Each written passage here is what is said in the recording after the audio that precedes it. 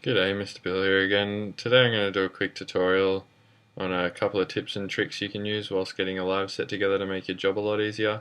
So the first tip is to go into your preferences and go to record warp launch here, and where it says auto warp long samples, turn that off.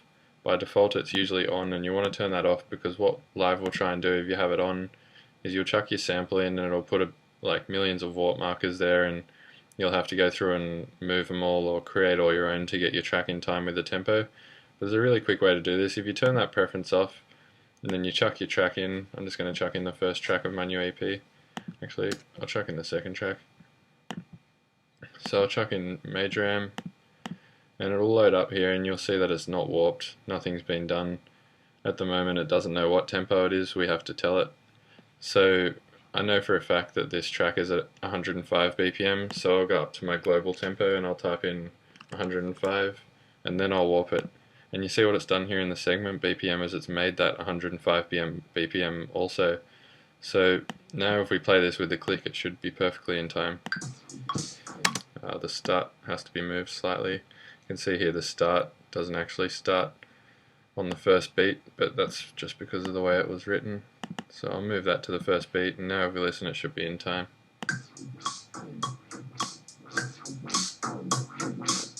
So it's all perfectly in time now. We didn't have to go in and put in a million warp markers. And I'll just put that on repitch, and now no matter where I move the tempo, that'll stay in time.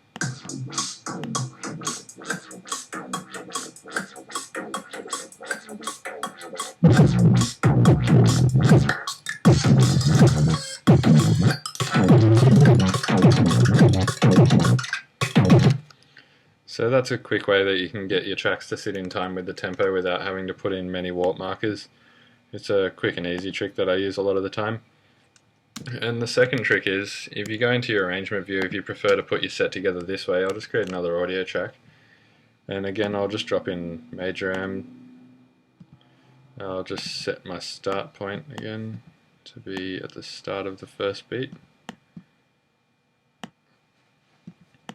And then I'll move the BPM's already at 105, so I'll warp that. The segment BPM now is 105. I'll put it on repitch again.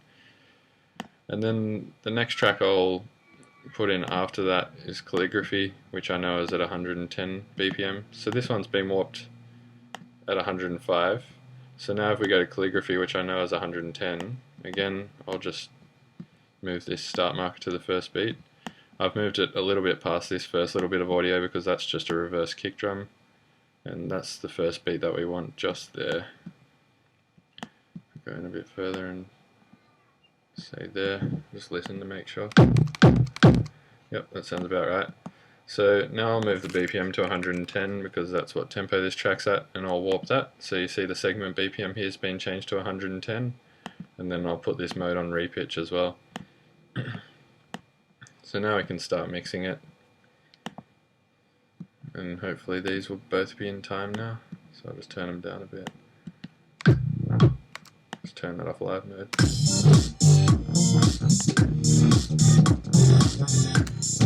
Yep, so they're both in time, but the problem is now is major am is 5 BPM faster than it was. So what we want to do is we want to automate the tempo to come up. So if we go to 105 BPM, you have this red line down here, and that automates your tempo.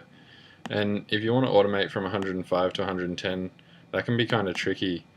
See, just then by clicking on that point, I've already changed the tempo to 105.05 BPM, which is not a huge issue, but it can kind of be annoying if you want to try and keep things really neat.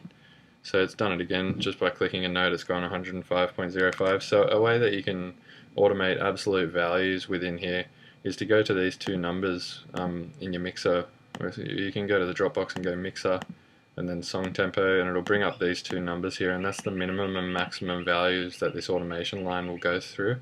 So if we make the first one 105 and then we make the second one 110, the absolute furthest that'll go between them 2 points is 105 and 110, which makes it really easy. We can just highlight a section like this, just drag the line up, get rid of that point, fix the top of that point up to 110, and there we go. We've just automated from 105 to 110 BPM quite easily.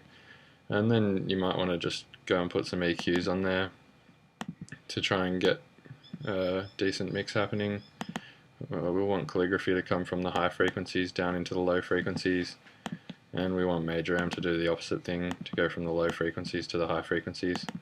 So we'll just do that and we'll see how that sounds.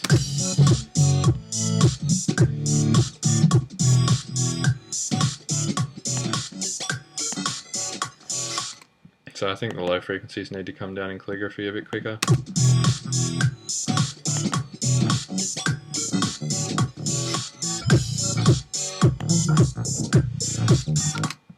So you could even do a little trick here. You could just delete the rest of this and take the last couple of bars of this and reverse it.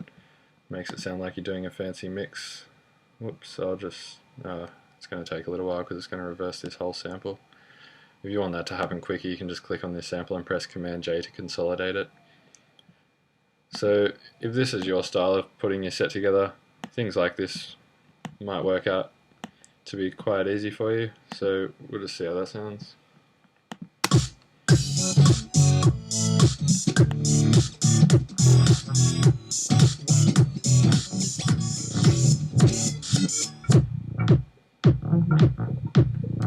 And then the tempo might have to come up slightly quicker, and this might have to fade out slightly quicker also.